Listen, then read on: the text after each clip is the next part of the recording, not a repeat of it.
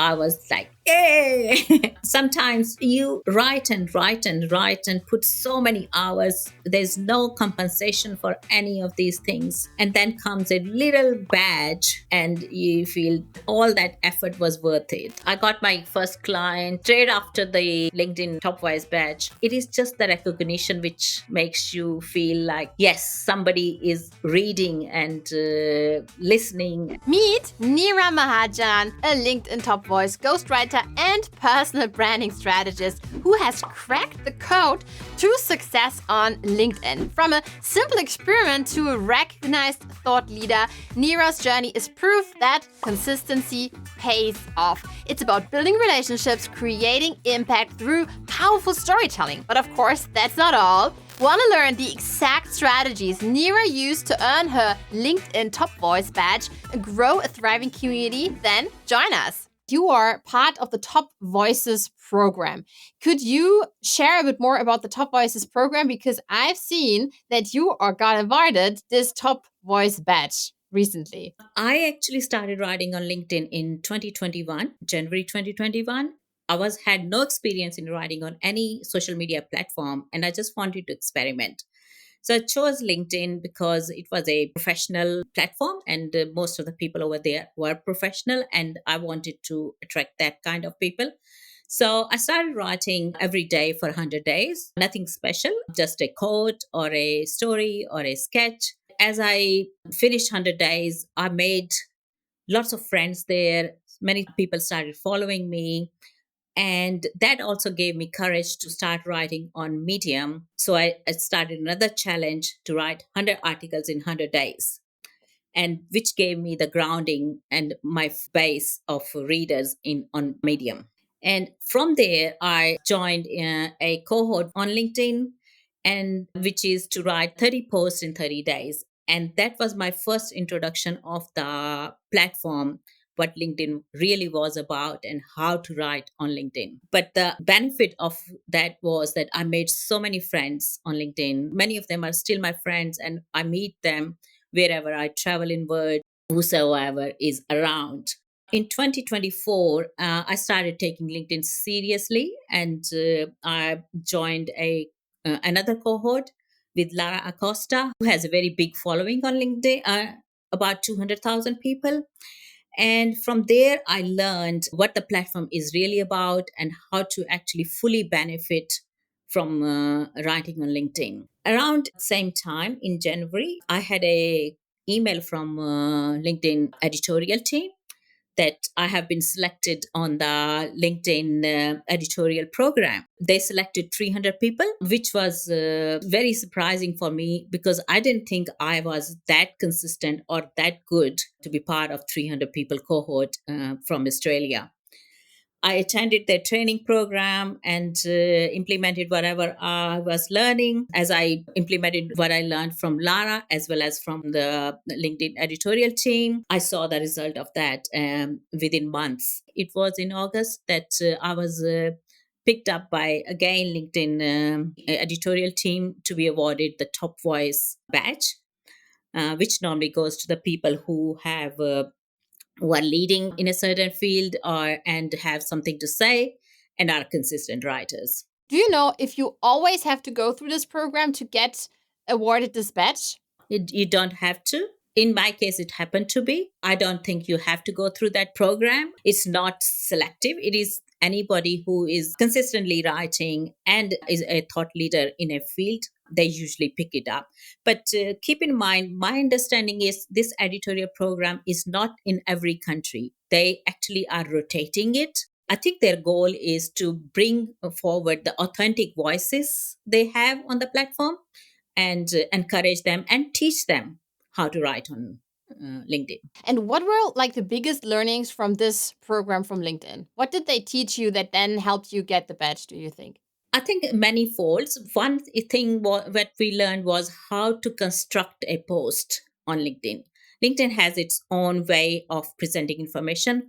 And keep in mind that it is a social media platform and people are scrolling through it pretty fast. So you got to grab their attention within 3 seconds. Otherwise, you're lost. So you have only two lines to do that, line number 1 and line number 3. and line number two is usually blank. So we learned how to construct a post, what to include in a post, what's the difference between a LinkedIn post and a Facebook post. The engagement or commenting on other people's posts was also a very big part of the program.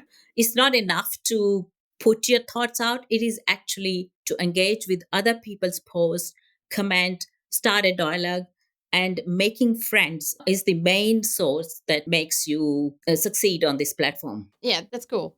And do you have another advice beside the post and the engagement? There was a time the videos were very big, and then came the carousel and the infographics and all that.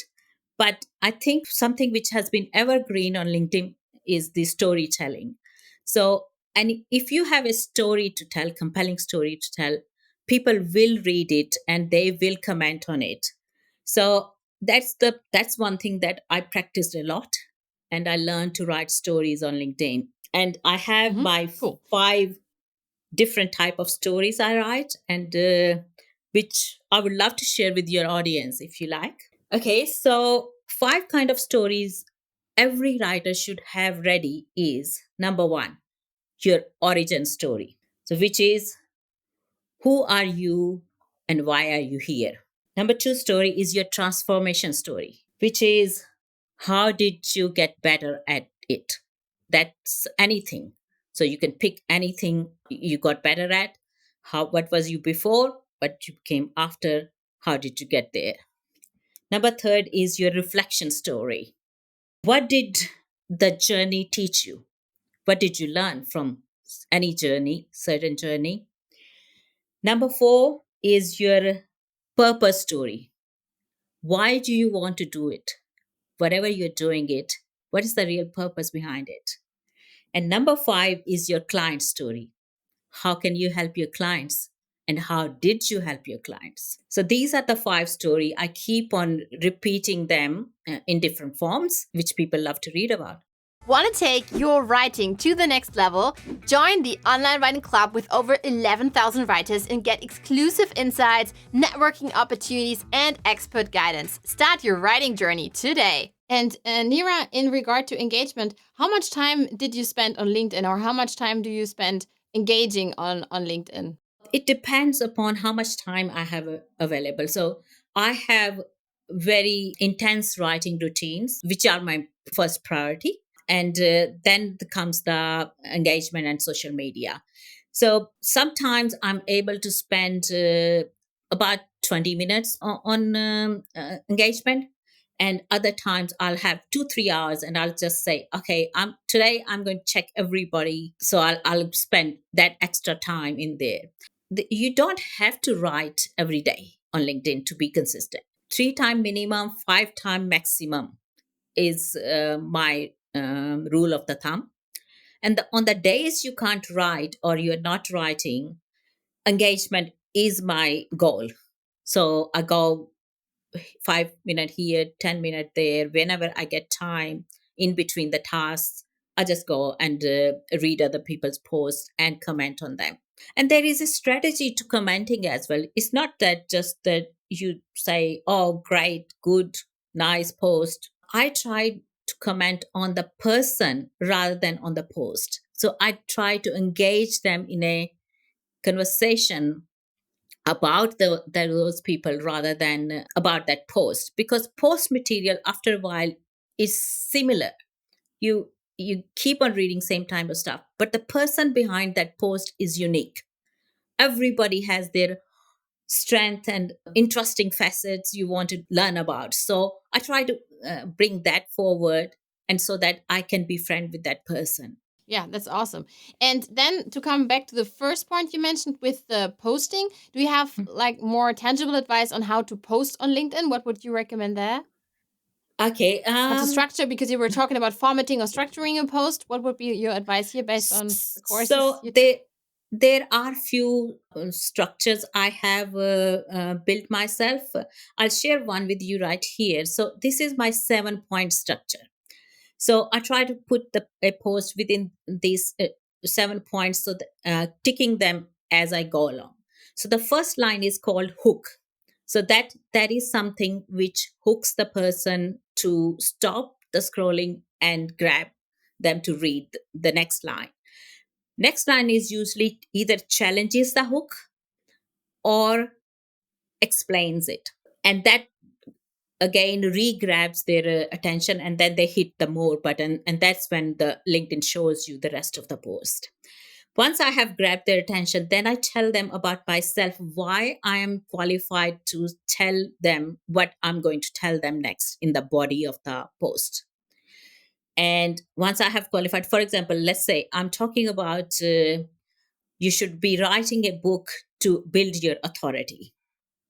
So that's my post. My hook could be that becoming an author will change your life. And my rehook is I'm speaking from personal experience. And then in my authority building line, I will say I have written and published 6 books. And as soon as I published my first one, something changed. So that becomes my authority because now I'm speaking from someone who has written and published 6 books. So I'll give them 7 points why they should be writing the book or how they can write their book or whatever I'm intent to. From 3 to 7. 3 is the minimum points, 5 is the midway, 7 is the maximum. Don't go beyond 7 because then it becomes too long. Once I've done that, then I'll summarize it in the last line, which is going to be a power statement to sum it all up.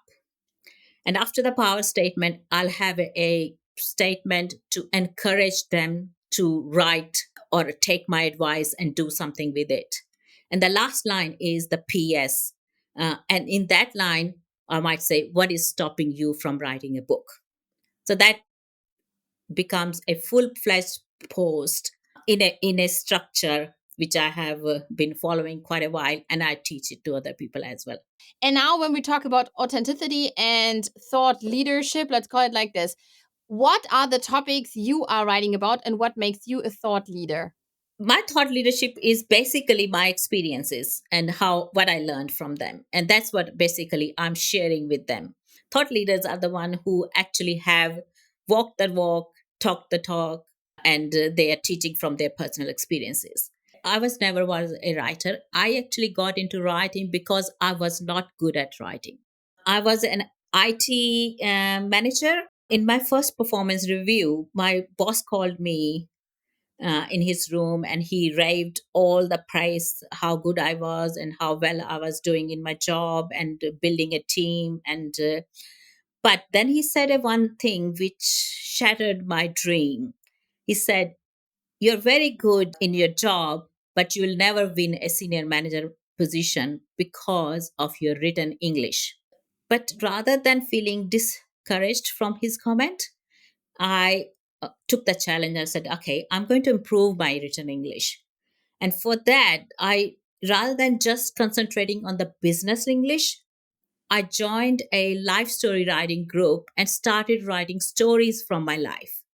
So storytelling came into me from that initial introduction to writing. And I spent years and years perfecting those techniques. And I did win the senior management position, but the writing bug had bitten me hard. I actually quitted my job few years early than my retirement age so that I can be a full-time writer. So that's how I got into writing and how I want other people to learn writing because everything blends into writing. You can't give your message correctly if you can't write well. So I'd like to know, um, back in August, how did you feel about this top voice badge? I couldn't believe it first.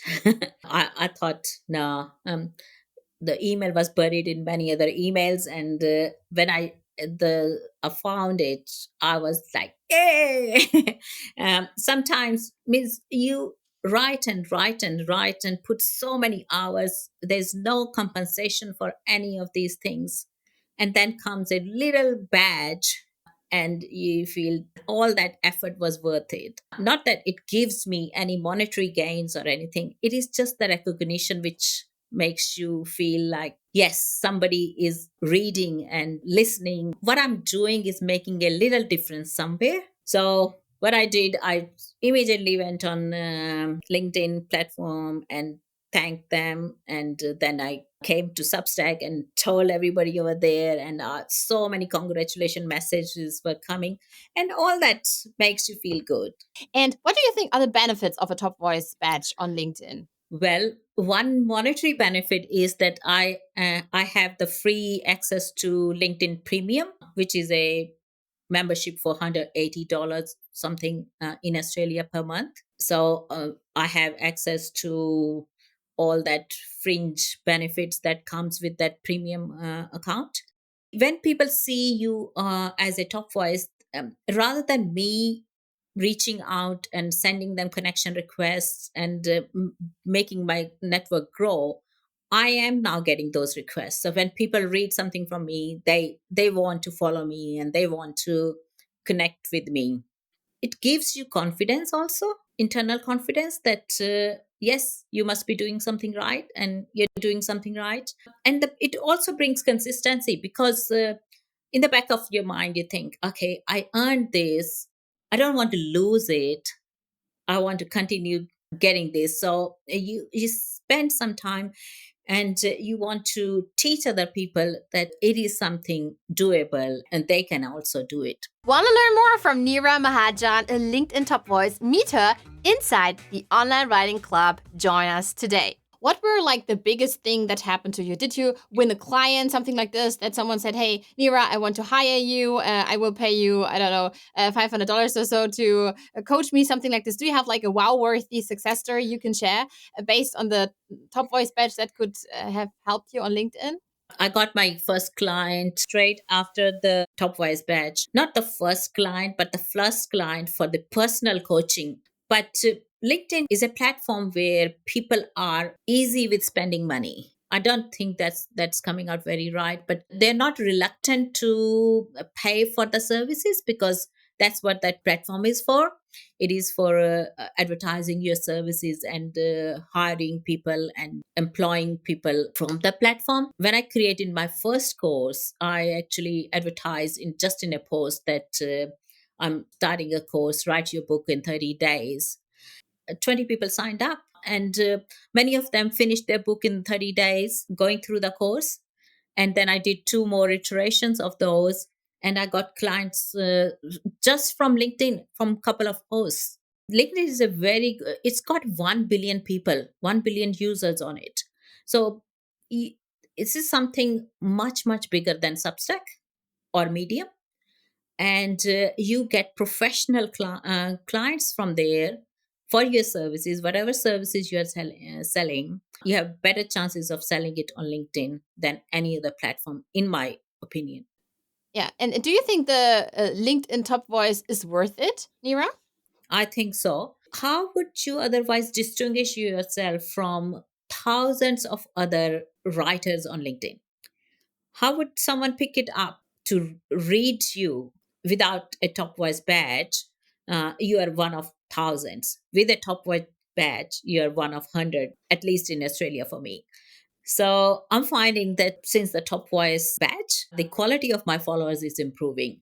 Previously, I used to get the people who want to sell me their services, the content writers and the graphic designers and things like that. But now it's the entrepreneurs, the CEOs, and the professionals. They are the kind of people who are actually sending me connection requests. Awesome. How many followers do you have on LinkedIn? So I have about 1,200 followers for a long time. And then after the top voice badge, my follower count was about 2,800 around that time. And now I'm sitting at close to 4,000. So there has been increase, but not a spike. It's a steady increase. I never actually actively try to increase my numbers. What I try to do is I try to make friends and be a authentic writer. That's my two focus on being on any platform. People who try to increase their numbers, they actually spend a lot more time than me on growth. I intentionally stayed away from it. I want to chew as much as I can bite, not go too big because I know I won't be able to do justice to it. So that's my strategy. Slow growth is fine for me. Substack and LinkedIn go hand in hand for me. Substack is my home because I'm mainly a long form writer. So I write long essays and all my training material sits on Substack.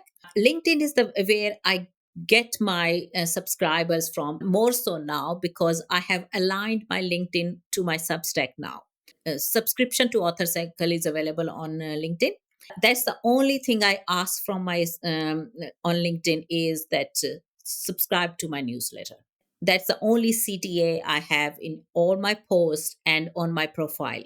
It's a direct link because I think Substack itself is not enough to grow your account because everybody is competing for each other's attention. But LinkedIn is a plain field. You can have people from there come to your platform for who are interested in your writing and also in whatever you are teaching. So that's why I believe these two platforms are perfectly dovetailed into each other.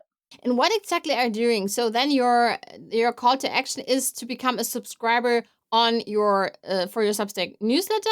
So for instance, Neda here, she also asked, what can I do to market my Substack newsletter and to bring followers as subscribers to my newsletter? LinkedIn has three main places where you actually can advertise your services. One is the headline, where you say, what service do you provide, to whom, and how? So my headline is, I help professionals write their book through my newsletter. So I tell them that that is my main offer. And then on my banner, I have saying that here is my newsletter, subscribe to it, and you get all you need to know about writing a book through it. And then third one is the feature section. In feature section, you can have any number of offers, but I choose to have only one, which is subscribe to my newsletter. And the fourth one actually is whenever I write a post, in that post, either within the post or in the comment section, I ask people to come and subscribe to my newsletter. And that is basically it. It's the same message going bang, bang, bang, bang 4 times for them to subscribe. And that's all you need to do. Anybody wanting to do that, align your LinkedIn to your newsletter and you will see the growth. Thank you so much for hopping on this call with me today. Love this conversation? Subscribe now for more insights, expert guidance, interviews, and tutorials.